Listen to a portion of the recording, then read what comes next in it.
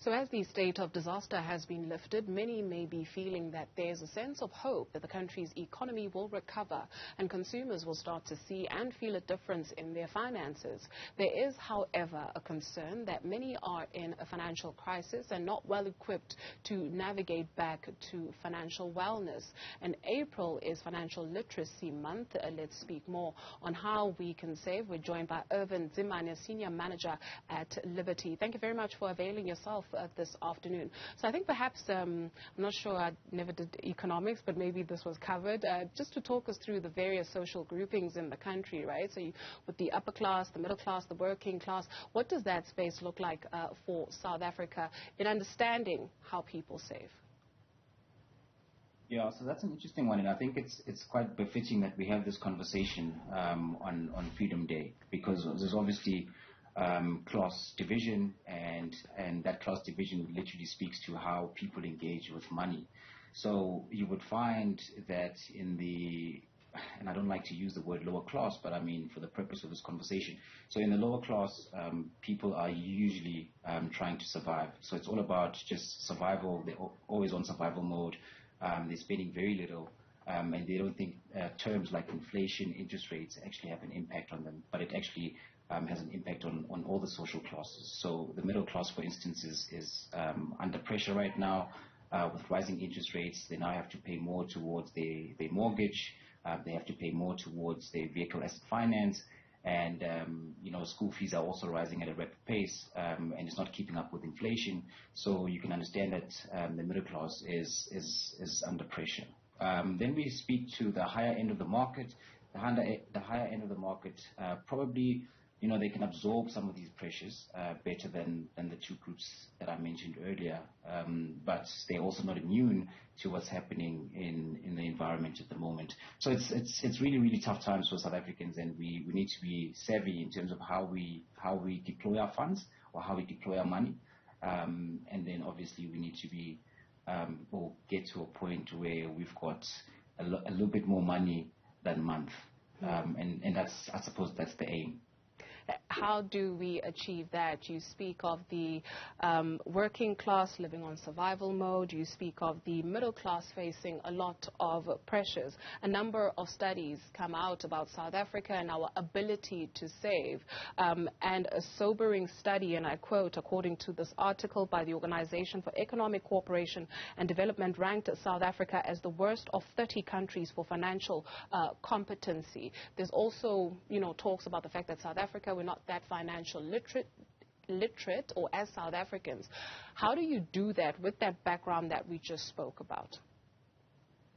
So I think the first step is maybe let's pin it with financial literacy. So what is financial literacy? So I think financial literacy for me is the possession of skills and tools that enable you to make informed decisions with all of your financial resources. So loosely put, I would define it as having a better relationship with money. So how then do we get to have that? And I think the first and best way to do it is to engage the services of a financial advisor. And what is a financial advisor? So a financial advisor is somebody who's made a conscious decision to serve the community. And how do they do that? They do that by literally being your financial guide and making sure that you're protected. So number one, from a life protection and asset protection point of view, but also giving you the tools and the guidance needed in order for you to be able to save money, invest, and participate in the broader economy. I guess what I'm trying to understand more pointedly is that is it about financial literacy, or is it about already coming from a low base, right? So if you come from a family of 5 people, chances are you're probably the first one to graduate in your family. You've also got your siblings that you maybe need to put through school. You've got your grandparents or your parents to look after. So where do you find the money to put away? Okay, so I think some of the components regarding financial literacy, and I stress this a lot, that financial literacy should actually become part of the school curriculum. But I mean, some of the aspects that we need to talk about is what kind of debt do you take on, and why would you take on that debt? Credit management, things like savings and understanding your taxes. How then do your taxes work for you, so that you enable, well, taxes will enable you to get money back, so that you've got a little bit more money to save and or invest. And I think we have to understand that our relationship with money is very important, and it's quite critical that we grasp that, because without that, we're never going to achieve financial freedom. And financial freedom is not necessarily achieved by taking on debt or by buying a property and putting it out there for rental. There's not one way to define financial freedom. There's a lot of aspects to it, but everything is guided by a financial advisor who would obviously be able to take the conversation to the next level. Somebody who's entering the workspace, what would your advice be in terms of the investment options that are available to them that won't put them out of pocket?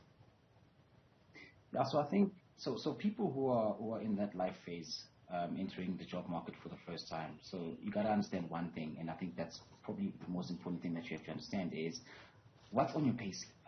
Those deductions that are on your payslip, what are they? What do they mean? So when you sign your contract for the first time, they give you corporate benefits, and you can choose what percentage you want to contribute and what percentage you don't want to contribute. That also speaks to the amount of money that's disposable at the end of the month. Okay, so you got to understand that. But you need to go for things like a retirement annuity. So a retirement annuity is probably the most critical form of savings that you can make at the beginning of your work career, and largely because that's money that you're going to survive on post-retirement. Okay, so you need to look after yourself initially in the beginning of your journey, but also start putting away money and be goal orientated when you do that. So be very deliberate. So I want to buy a house in 5 years' time. Okay, so what does the housing market look like? How much is this house going to cost me? Where do I want to stay? Can I afford to raise in taxes? And. So you gotta put away money based on your goals. Don't just save money for the sake of saving money and saying, yeah, at least I've got 500K saved up. But what is that 500K intended to do? So I think if you link it to a goal, it becomes a lot easier for you to be able to put away money. And living within your means, I guess. Thank you very much for availing yourself this afternoon. Irvin Tsimane, Senior Manager, Strategic Market at Liberty.